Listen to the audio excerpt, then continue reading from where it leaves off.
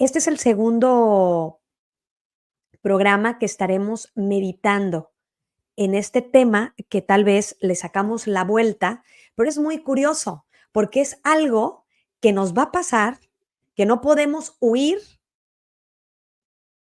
pero no queremos pensar en eso. El tema del día de hoy, mis queridos hermanos, son unas reflexiones acerca de la muerte que el padre Fernando Colomer comparte en una especie de homilías que me gustaría que lo escucháramos porque es de gran bendición y después lo podremos compartir. Quiero nada más hacerles rápidamente un re un como un recordatorio, porque hace como 3 semanas compartimos la primera parte de este mensaje, acerca de la muerte, donde yo los invito a que vayan y busquen en el canal de Orando con Marcela el programa que estoy segura que se les va a hacer realmente interesante, como a mí se me ha hecho interesante este tema de la muerte. Vimos primero en el programa anterior la importancia que es dejarse abrazar por Dios. Ya viene este momento de la muerte, ya viene ese momento ya de nuestra vida, que para qué resistir. También hemos visto que son un, todas estas reflexiones son por medio de un periodista, donde él habla y entrevista con varios monjes de claustro acerca de este tema que se supone que es un tema que ellos a lo mejor ya tienen tan dominado, mucho más que nosotros, y se da cuenta que es un tema que finalmente al último momento como que todos nos resistimos.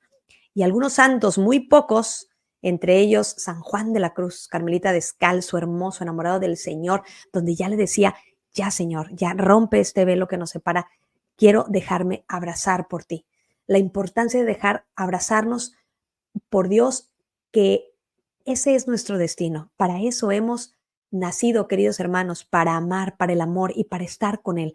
Así que nosotros libremente, por medio del pecado original, Adán y Eva pecan, se van del paraíso, se cierran las puertas del paraíso y de la única manera para regresar es por medio del sacrificio de Jesucristo, pero ahí es cuando empieza la muerte. Es importante saber que el Señor no hace la muerte, no la inventa, Dios no inventa la muerte. Así que si vemos a alguien muy querido y poco a poco que vamos creciendo, más gente muere o es porque más nos enteramos, tomamos más conciencia de eso, es que Dios tuvo la culpa de todo esto. No, el Señor no tiene la culpa.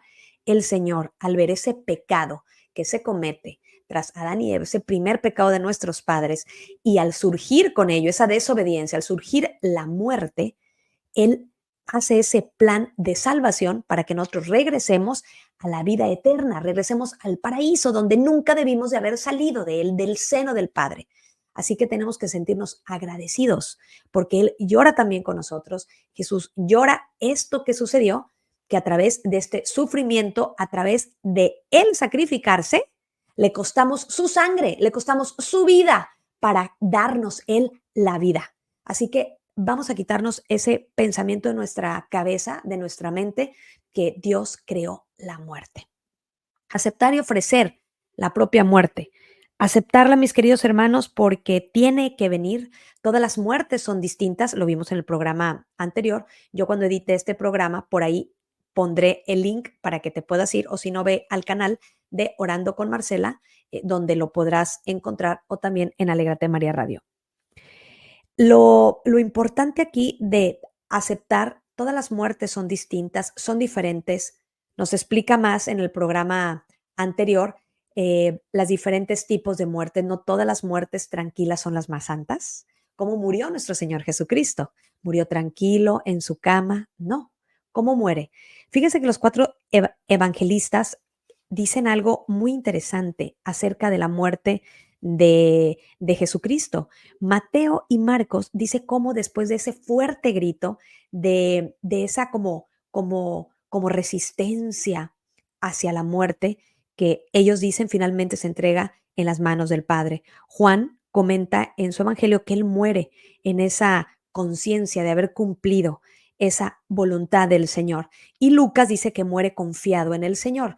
¿Por qué todos estos puntos de vista tan distintos? Porque nuestra muerte será así.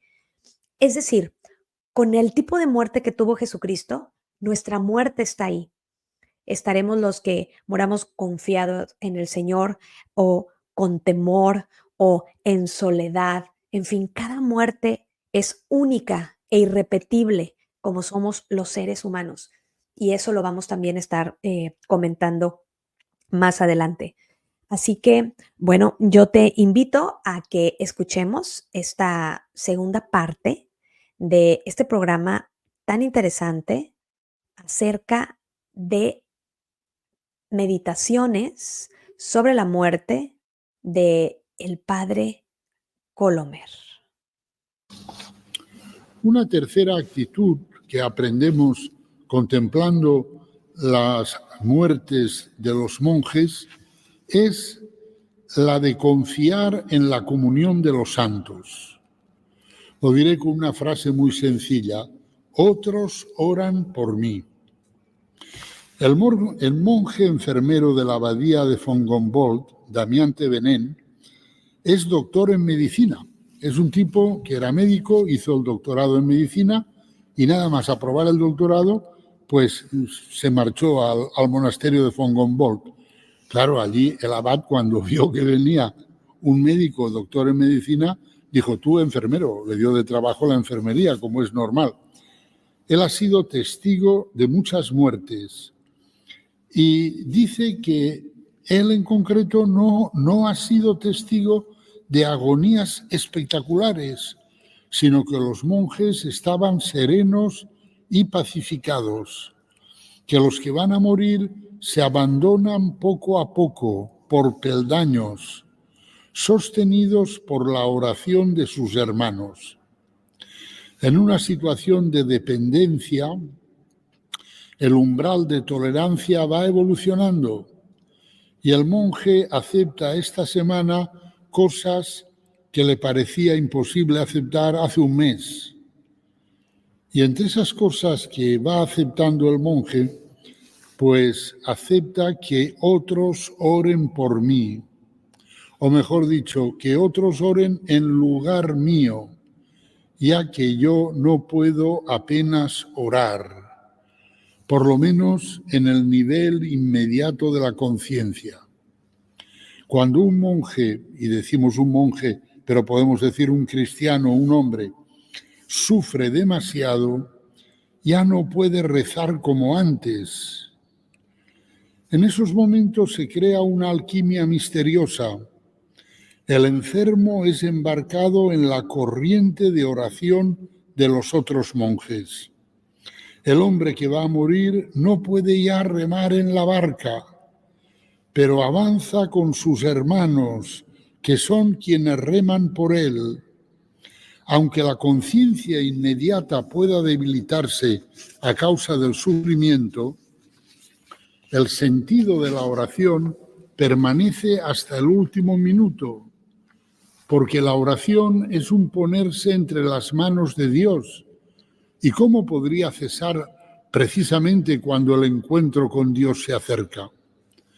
Un monje con un tumor cerebral, por ejemplo, no puede rezar el rosario, pero la intención profunda del rosario, el querer estar con la Virgen, no puede cambiar. Las formas de la meditación y de la contemplación cambian, pero el fondo permanece idéntico. El monje comatoso vive siempre con Dios, porque el misterio de la muerte y resurrección está en el centro de su vida. San Francisco de Sales habla de la fina punta del alma y dice que ahí es donde acontece el diálogo de cada hombre con Dios. Esa fina punta del alma está, digamos, intacta, aunque el cuerpo esté sufriendo muchísimo, aunque el cerebro esté ya descomponiéndose. Pero ahí, en esa fina punta del alma, en el centro más profundo del hombre, en lo que podemos llamar el espíritu o el corazón del hombre, ahí sigue produciéndose el diálogo entre ese hombre y Dios. Y eso es un misterio que no se transparenta al exterior. Y todo esto que decimos de los monjes vale de cualquier cristiano y de todo hombre. Yo he recibido el testimonio de un padre de familia que, sumergido en su enfermedad, me confesaba que él no se esforzaba por orar, que estaba demasiado cansado para ello, sino que se encomendaba a la oración de los cristianos que rezaban por él, se encomendaba a la comunión de los santos, esa certeza de que otros oran por mí. Algunos los conozco, otros no los conozco, pero a lo mejor son las oraciones de un cristiano de China las que me están sosteniendo. De ahí la importancia de orar por los enfermos y por los moribundos. Hay situaciones en las que el dolor es tan agudo que la conciencia inmediata no puede distanciarse de él el mínimo necesario para poder orar. Pero siempre queda la fina punta del alma, el centro del alma, el espíritu, allí donde Dios y el hombre se encuentran, allí donde actúa la gracia. Y basta un segundo para, desde ahí, encomendarse a la comunión de los santos. Entre esos santos que oran por mí están también los santos del cielo, porque la comunión de los santos atraviesa la distinción entre el cielo y la tierra y nos une a todos los santos, es decir, a todos los que participamos de las cosas santas, el bautismo y la Eucaristía, en un mismo circuito de amor.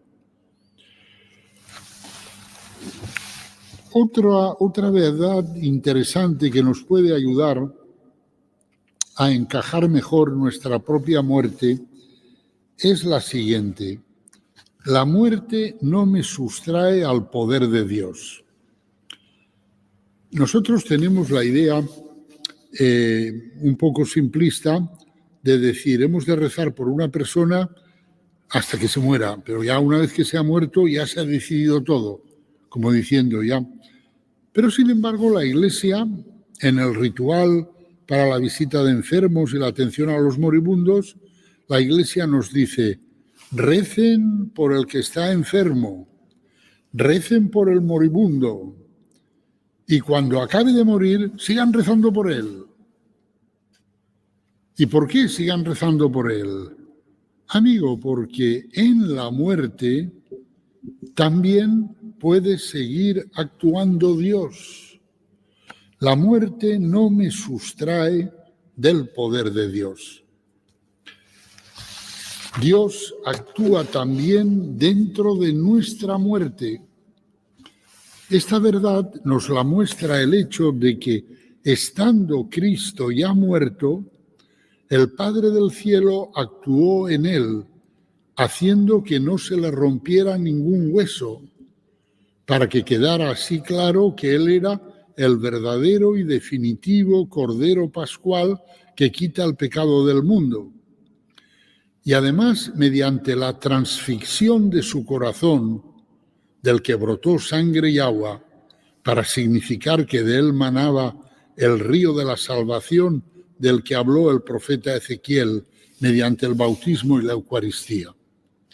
San Juan da testimonio de estos dos hechos, asegurando su veracidad, y comenta, todo esto sucedió para que se cumpliera la Escritura, no se le quebrará hueso alguno. Y también otra Escritura dice, mirarán al que traspasaron. Estos dos hechos, claro, los dos hechos ocurrieron estando Cristo ya muerto, lo cual significa que la muerte no es un obstáculo para que Dios siga actuando en aquel que está muerto y a través de él para que se cumpla la Escritura, es decir, para que el plan de Dios, su designio salvífico, siga realizándose incluso a través de uno que está ya muerto. Este hecho revela, ante todo, que el espacio entre la muerte y la resurrección no se escapa del designio del Padre. El amor providencial del Padre actúa también dentro de la muerte, y esto es un aspecto esencial de la esperanza cristiana. Ni la tiniebla es oscura para ti, la noche es clara como el día, decimos en el Salmo 138.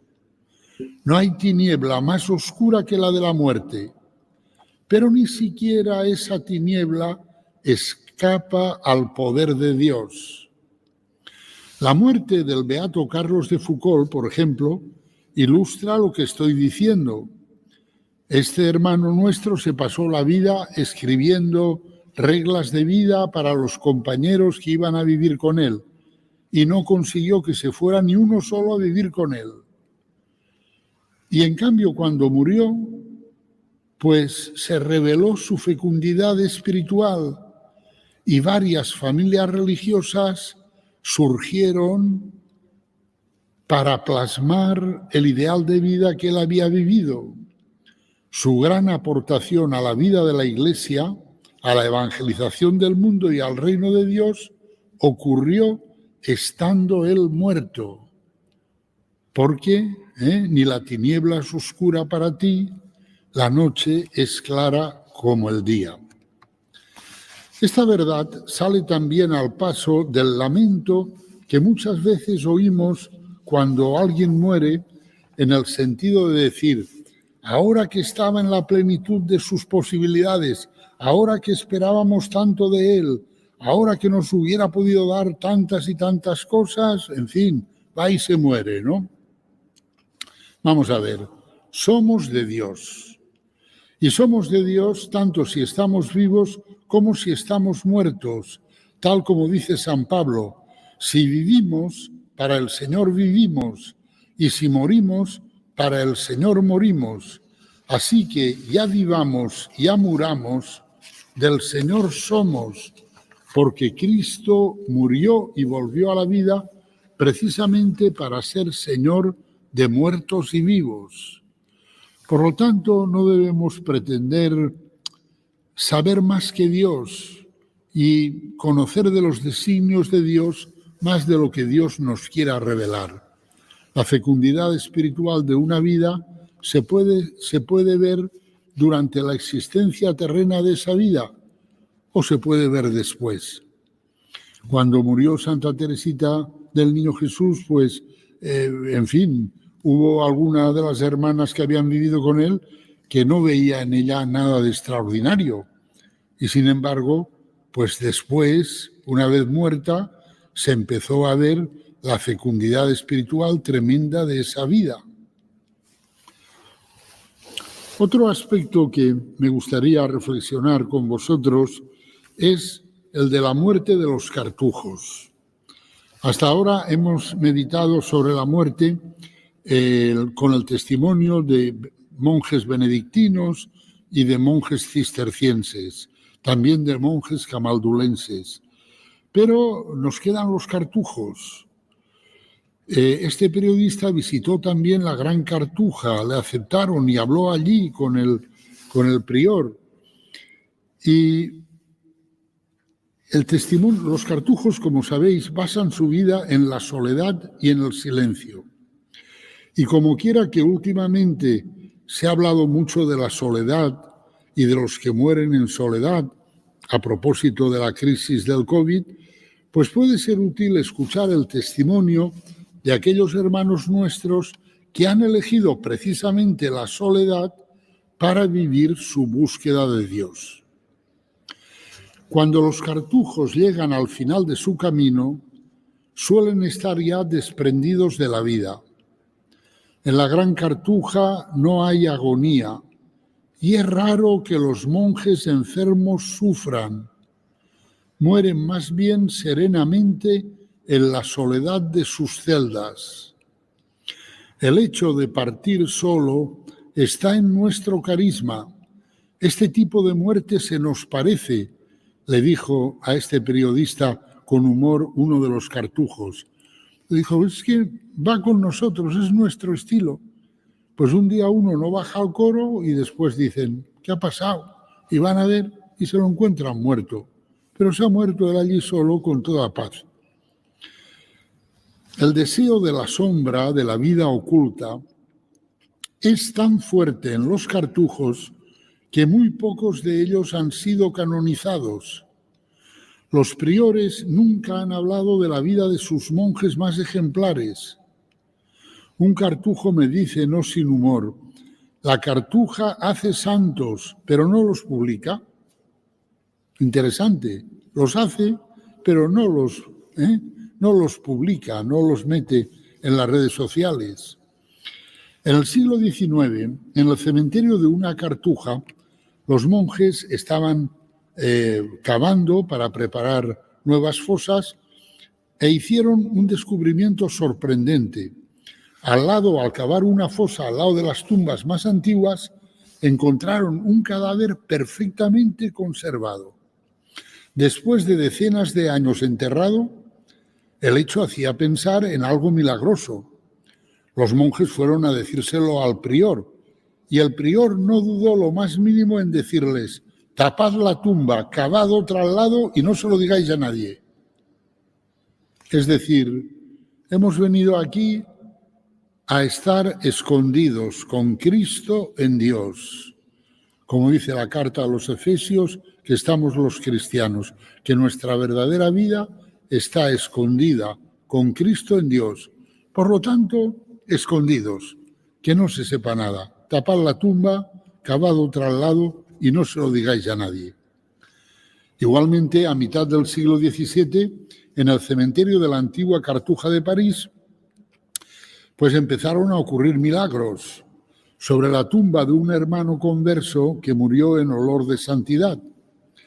Y la gente iba allí, hacía sus peticiones y se producían los milagros. Hasta que el prior fue al lugar y dirigiéndose al difunto le dijo, en nombre de la santa obediencia os prohíbo hacer milagros. Y los fenómenos extraordinarios cesaron inmediatamente. La belleza de las muertes de los cartujos, tan dulces y simples, parece testimoniar que el combate espiritual de los hijos de San Bruno ha sido tan fuerte que al llegar la hora suprema, los miedos han desaparecido.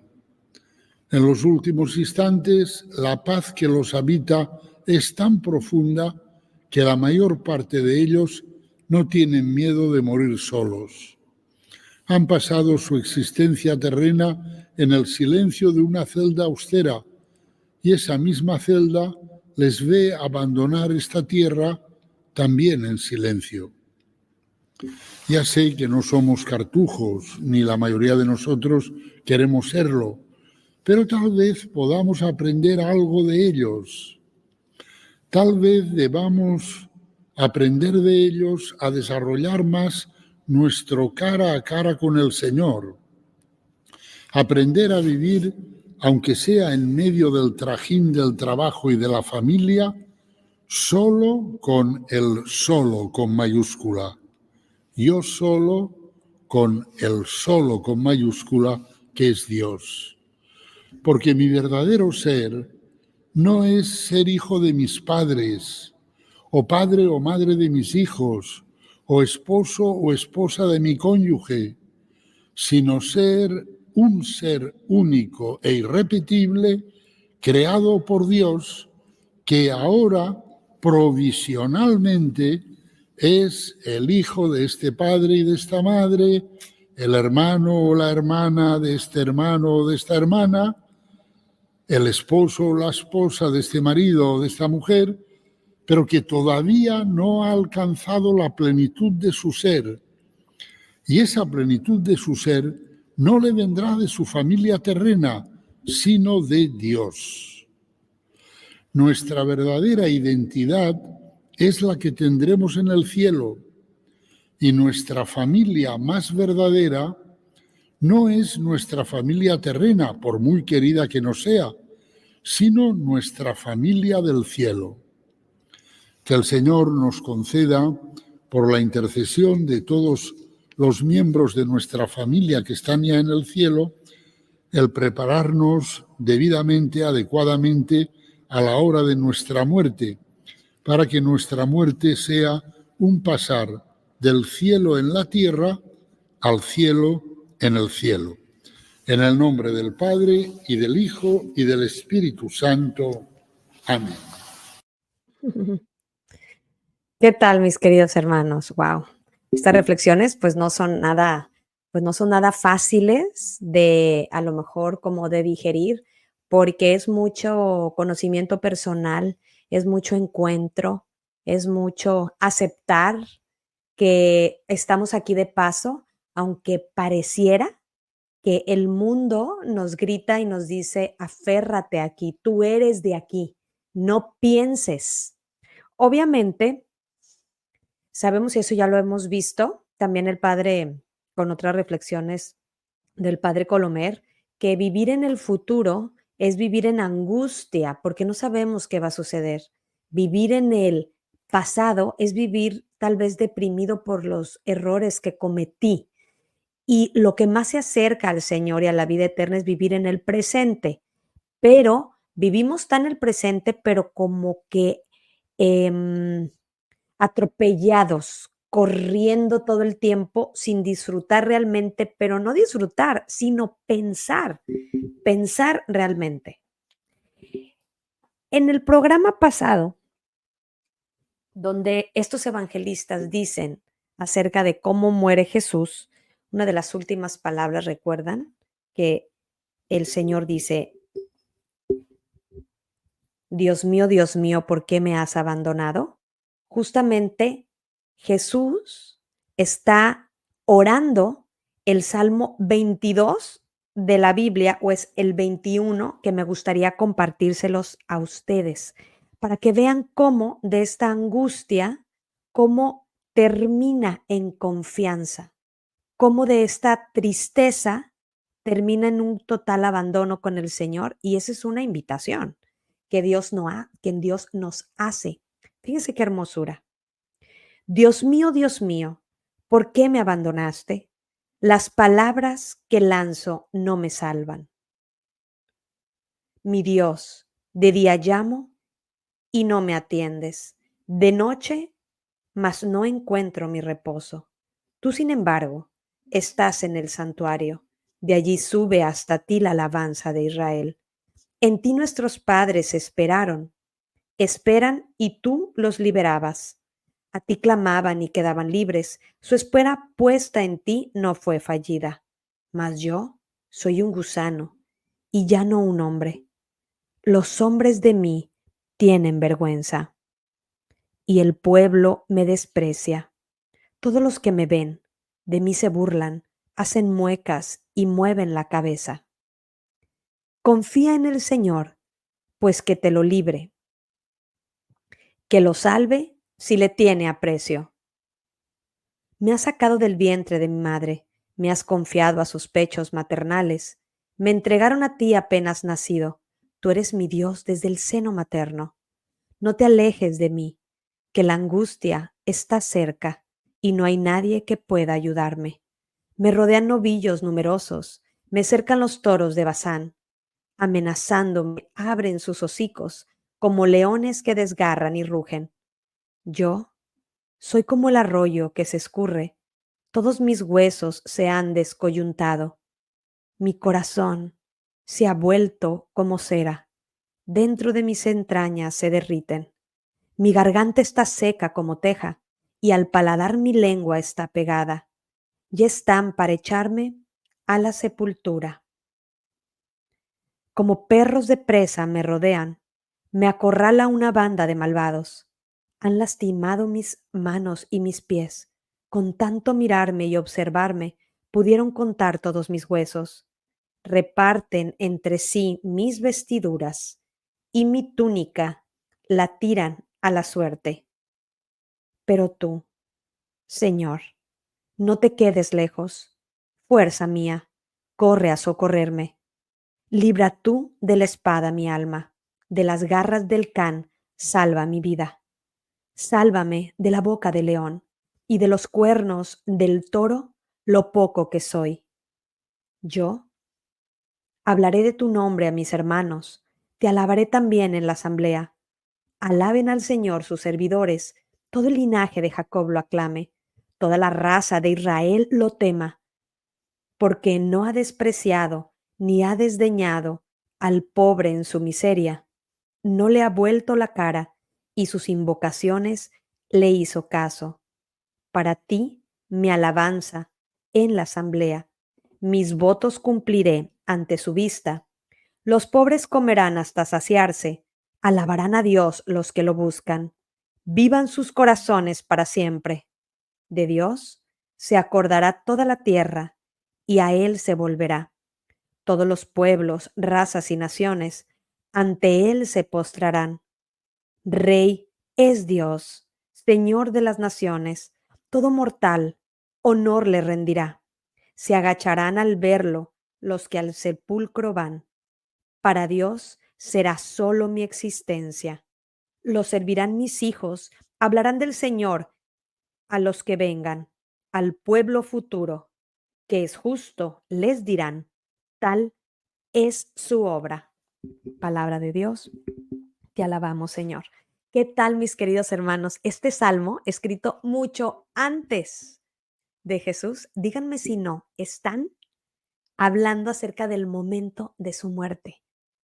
En esos últimos momentos, todo lo que le pasó. Es impresionante cómo finalmente la escritura es divina, cómo el Señor, cómo se une el Antiguo Testamento, recuerdan cómo decía Jesucristo, no he venido a abolir la ley, sino a llevarla a su plenitud y se cumplirán el punto y coma de la ley.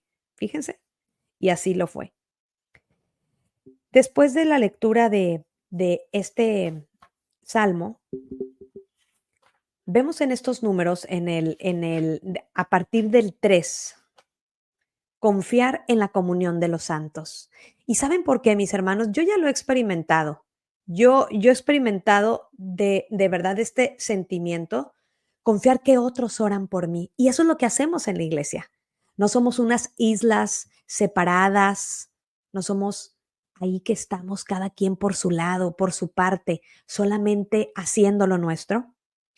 Los sacramentos, es importante saber que por medio del bautismo, el Señor pone su sello y nos hace sus hijos. Y por medio del bautismo dice, este es mi hijo. Este es mi hijo amado en quien me complazco. Él tiene padre, él tiene madre. Lo voy a defender, lo voy a instruir, porque él es mío. Es importante saber eso, mis queridos hermanos, porque si no bautizamos a los niños, entonces, ¿de quiénes son hijos? Un hijo huérfano, todos abusan del hijo huérfano, pero cuando tienen padre se la piensan dos veces y cuando tienen como padre a su Señor Jesucristo, te aseguro que van a retroceder. Es por eso la importancia de estar bautizados, porque dentro de ese bautismo y después nosotros, empezando con estos sacramentos de la iniciación, que es el bautismo, que es la primera comunión y la confirmación, con la primera comunión, ¿qué hacemos? Jesucristo entra dentro de nosotros. ¡Bingo! Eso es lo que nos une como iglesia. No tú y yo como, o sea, ese cuerpo místico de Cristo lo realiza Él a través de la hostia consagrada, a través de Él. Él es el que nos une, porque cuando estamos en estado de gracia, tenemos que reconocer, humillarnos, reconocer nuestro pecado y decir, yo no puedo, todo es don, todo es gracia, ocúpate tú, cuida de todo, hágase tu voluntad. No lo hago como yo quiero, sino como tú quieres. Es ahí cuando yo me humillo, Él entra dentro de mí y es así como nos cristificamos. Soy menos yo para que seas más tú. Necesito retirarme yo, retirar mi ego, mi soberbia. Vete con los 7 pecados capitales. Retiro eso y ahora que entran Jesucristo, ahora sí que con sus 7 dones del Espíritu Santo, y Él es el que nos une, el que nos mantiene unidos. Sin los sacramentos, ¿cómo vamos a estar unidos? Es importante saber.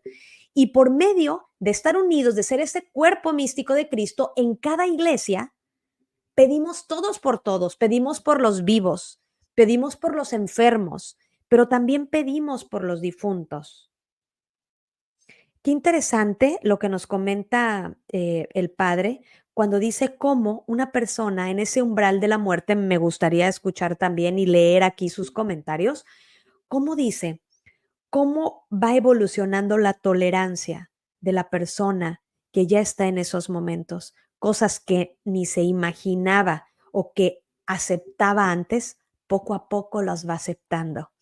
Es como un rendirse, es como un rendir. Señor, yo no tengo el control de esto. ¿Quién tiene el control sobre una enfermedad, sobre un sufrimiento? No tengo, Señor, pero tú sí lo tienes. Entonces, el ceder y el pasar la estafeta del control a Dios cambia absolutamente todo, todo, todo, todo. Cómo platica también ese momento, cómo se crea esa experiencia cuando se está ante una enfermedad, que les digo, yo ya lo he pasado. Cuando he estado enferma, a veces me sale un Padre Nuestro y una Ave María, no me sale más. Y justamente está recordando, hace un año, cuando tuve una operación me sacaron piedras en el riñón, bueno, era tanto el dolor que lo único que podía, Marcela, ora por ti, sí, ora por mí. Y tener también la humildad de reconocer que en ese momento uno no puede orar, que uno tiene que estar ahí. Por eso hay que rodearnos de gente que ora. ¿Cómo se vive esa experiencia, dice, misteriosa del enfermo que es embarcado en una corriente de oración, que es embarcado así como que si nos pusiéramos en una pequeña lancha, en una panga, como se dice allá en mi pueblo, es una pequeña lanchita, como vas adentro y simplemente te vas dejando guiar y llevar por la corriente. Sabemos que son esas oraciones las que nos van acercando a nuestro Señor, a ese momento, ese dulce encuentro de la muerte, en ese abrazo nupcial del esposo con la amada que nos está esperando, pero cómo confiar, confiar que nuestros hermanos, confiar que nos van a ir guiando, pero de quiénes nos rodeamos, quién está alrededor nuestro. Es importantísimo rodearnos de gente que ore, mis queridos hermanos. El hombre que va a morir no puede ya remar esa barca, pero avanza por sus hermanos quienes reman por él. Hay que tener la suficiente humildad y reconocer que en esos momentos ya nosotros no podremos hacer nada, sino que los otros orarán por nosotros. Por eso es importante también ir a misa para unirnos, porque recuerden cómo en ese momento del ofertorio, ese momento también de la consagración, se une que es la iglesia militante, que somos los que estamos aquí, la purgante y la triunfante. También pedimos a los santos, que esto viene más adelante, que oren y pidan también por nosotros. San Francisco de Sales habla de la fina punta del alma, dice, en el espíritu, en ese corazón del hombre, ahí se sigue produciendo el diálogo que es entre Dios y el hombre. Entonces, no preocuparnos o ofuscarnos si en ese momento ya no podremos hacer mucho o que el enfermo ya no haga mucho porque tú y yo estamos con él, pero como quiera, el Señor está ahí. El Señor está dentro del enfermo. Es bien importante llevar un sacerdote que le dé la unción de los enfermos. Recordemos que la unción de los enfermos o te levanta, se la levanta espiritualmente, dijéramos, materialmente se levanta el cuerpo, o también como el Padre, esas oraciones tan hermosas, por eso yo de verdad doy gracias a Dios como haber nacido en la Iglesia Católica y tener este tesoro, cómo a través de todas estas lecturas, de todos estos oraciones que hace el sacerdote, del ungir al enfermo, del ungirle los oídos para que solamente escuche la voz de su pastor. Pero ¿quién es nuestro pastor? ¿Quién es nuestro maestro? Hay que reconocer quién es nuestro maestro, porque en el último momento estará tu maestro. Estará, recuerdan, estará Satanás y estará Jesucristo disputándose tu alma.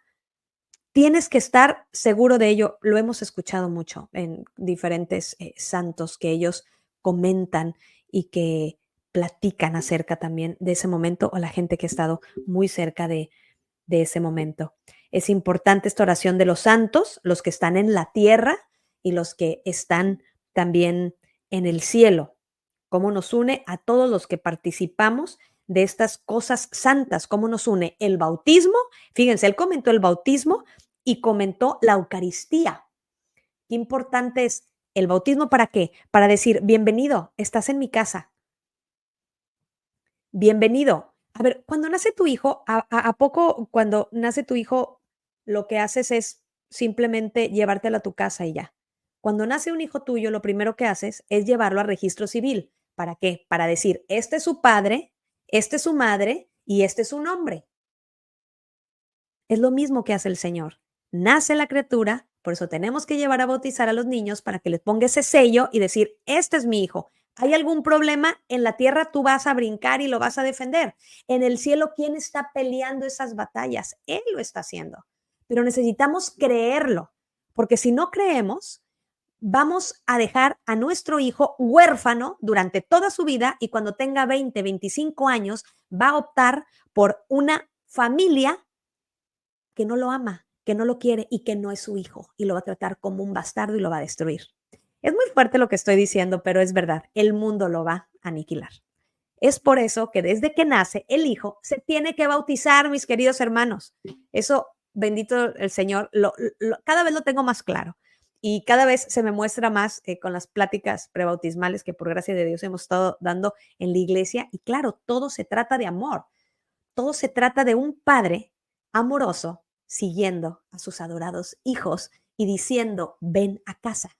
¿A dónde vas? Esta es tu casa. Deja de mendigar amor, deja de mendigar los vacíos. Los vacíos mundanamente, ¿con qué se llenan? Con comida, con lujuria, poniendo cuernos a las novias, a la esposa, al esposo, eh, infidelidades, se llenan con amistades malas, se llenan con drogas, se llenan con placebos momentáneos. Pero el Señor que dice, vengan a mí los que están cansados y agobiados, que en mi alma van a encontrar, en mí encontrarán descanso. ¿Dónde estamos, mis queridos hermanos? ¿Andamos buscando? ¿Andamos tocando de puerta en puerta con el vecino? Que esa no es nuestra casa. Regresa a la iglesia católica. Esta es tu casa. ¿Dónde estás? Vuelve. Te está esperando el Señor, te está esperando con los 7 sacramentos, te está esperando para bautizarte y decir, eres mi hijo, para darte de comer comida celestial, el maná del cielo del Antiguo Testamento, eres la Eucaristía de este Nuevo Testamento. Te está esperando para que si caes, te va a perdonar por medio del sacramento de la reconciliación. Te está esperando en la confirmación para que libremente digas, ya grande, cuando tengas conciencia, creo en ti, Señor. Te espera en el sacramento del matrimonio para Él darte las fuerzas necesarias para que puedas salir adelante en tu matrimonio, que es súper difícil, humanamente hablando. También nos espera en el sacramento de sacerdotal a los sacerdotes decir, ven hijo, necesito de ti, necesito que tú seas ese puente entre mi padre, que entre la humanidad, el pueblo y mi padre. Necesito que tú me ayudes porque yo soy ese puente, pero tú me vas a prestar tu cuerpo cuando estés en la Sagrada Eucaristía, cuando estés en la misa, porque yo soy esa víctima que se va a entregar. Soy yo, no eres tú. Todo se trata de mí, todo es amor. Vengo por ti, regresa. Unción de los enfermos, te voy a acompañar hasta el último momento. Queridos hermanos, lo tenemos todo, ¿ya viste? Todo lo tenemos. ¿A dónde vas? Todo lo tenemos aquí en la Iglesia Católica. Regresa, vuelve, que el Señor te está esperando. Regresa esta Navidad, que esta es tu casa. Él te espera. Bien, pasamos al número 4. La muerte.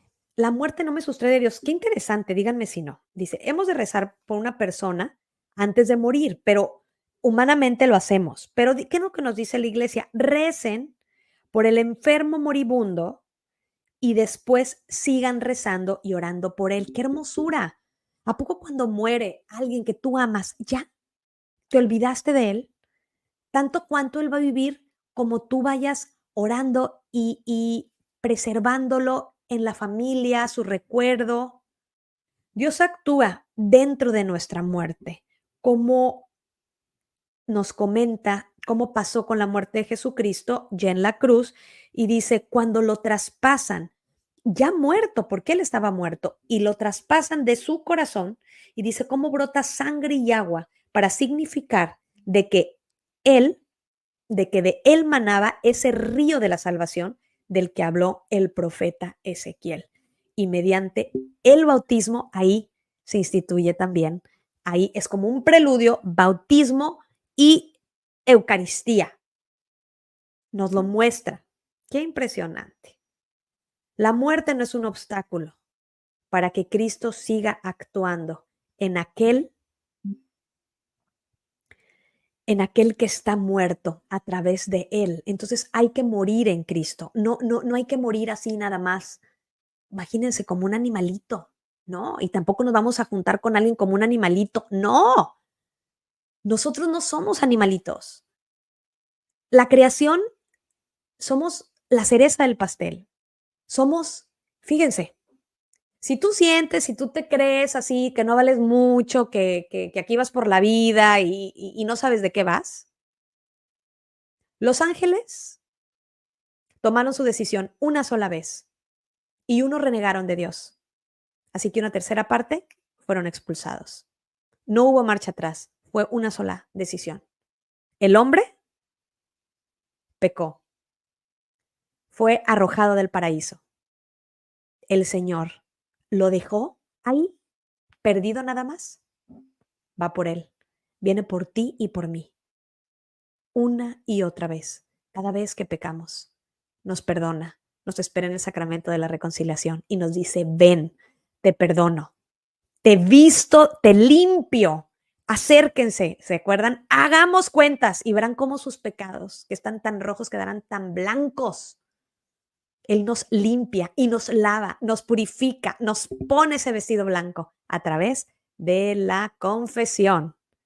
Y una vez limpios, nos dice, aquí estoy, camina delante de ti. Señor, pero me siento solo, no sé, consejos, ¿qué hago? Nadie me dice, tengo malas amistades. Pues empiézate a juntar con los evangelistas, empiézate a juntar con los amigos de Jesús, empieza a leer la Biblia, empieza a conocerlo. Nadie ama a quien no conoce.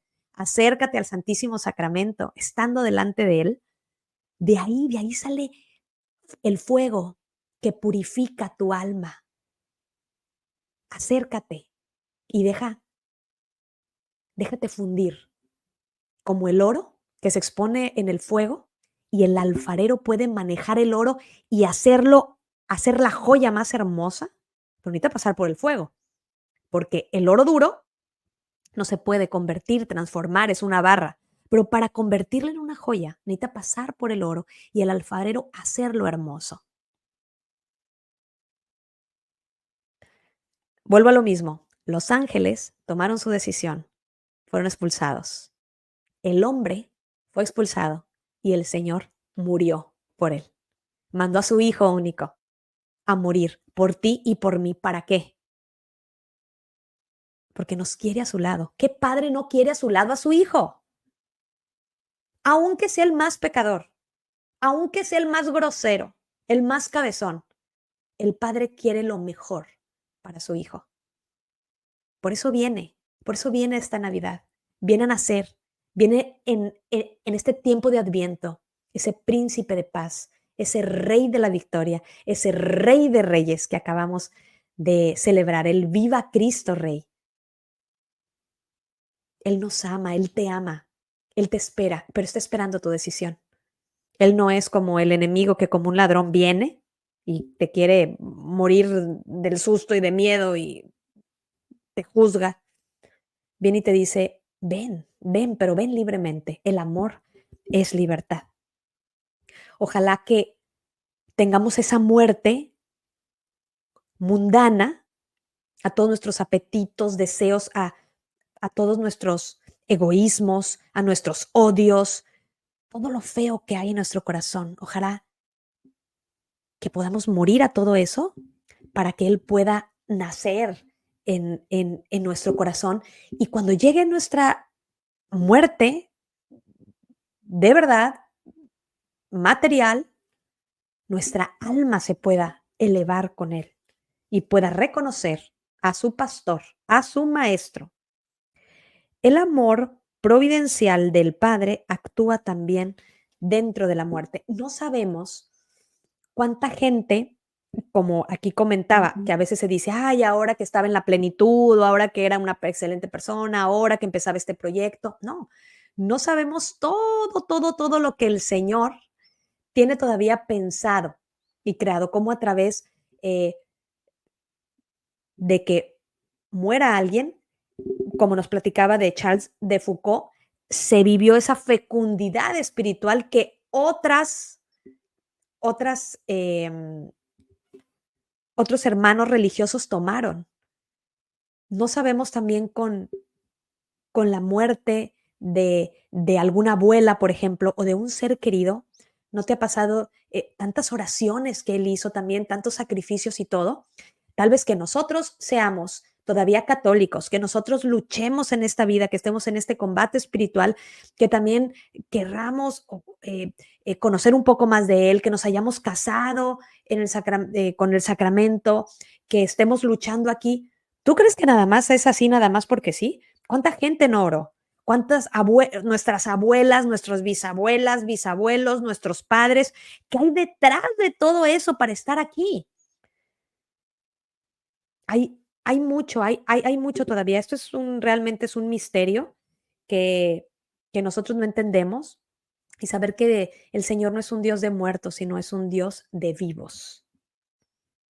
La fecundidad espiritual en la vida, como hemos dicho, se puede ver antes o después. Y me imagino que todavía después se vive realmente y sabremos de quiénes fuimos por lo que dejamos en el corazón de la gente, que eso se va a ver después. Y por último, la muerte de los cartujos. Qué interesante, ¿no, mis queridos hermanos? ¿Cómo es esa muerte de ellos? ¿Cómo viven en esa soledad, en ese silencio? Creo que es una invitación muy, creo que para cada uno de nosotros como ellos, ¿no? Ese deseo de vivir en la sombra, de vivir en la vida oculta, que es tan fuerte, dicen los cartujos, que muy poco de ellos se han canonizado. ¿Saben qué? De verdad que al escuchar esto, recuerdo aquellos padres y madres de familia que tú y yo vivimos en el anonimato. O sea, tú y yo no somos ni presidentes de la república o no tenemos algún cargo público, o a lo mejor alguien sí, ¿verdad? Que nos está sintonizando, pero la mayoría de la gente somos comunes y silvestres. Tenemos un hogar pequeño, ahora sí que ni quien nos tome en cuenta, ni quien nada, pero dentro de amar, amar esa simplicidad, amar ese ocultamiento, amar, amar el estar así y pedirle al Señor que en ese silencio del tender camas, de lavar ropa, del esposo, de ir a salir el pan con el sudor de su frente, el, el vivir sin estar tan expuestos a esas redes sociales, o sea, ahora sí que las redes sociales lo íntimo lo hacen público, vivir un poco más dentro de nosotros, sin compartir como tanto, sino como disfrutar ese silencio, poder aprender de estos cartujos que cuánta santidad hay dentro de esa manera de vida, cuánta santidad hay dentro de los hogares, dentro de los seminarios, sin que nadie lo observe ni se dé cuenta. El combate espiritual ha sido tan fuerte en los cartujos, dice que al llegar esa hora suprema, los miedos han desaparecido. Ojalá que también nosotros vivamos una tremenda lucha espiritual para que cuando llegue la hora de la muerte nosotros estemos tranquilos. Hay que aprender de verdad que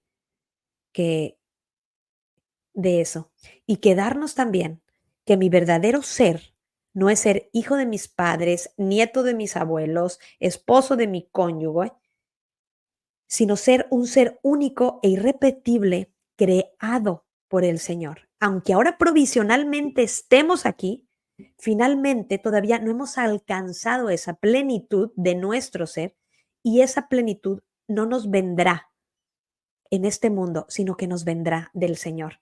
Nuestra verdadera identidad es la que tendremos en el cielo, en nuestra familia del cielo.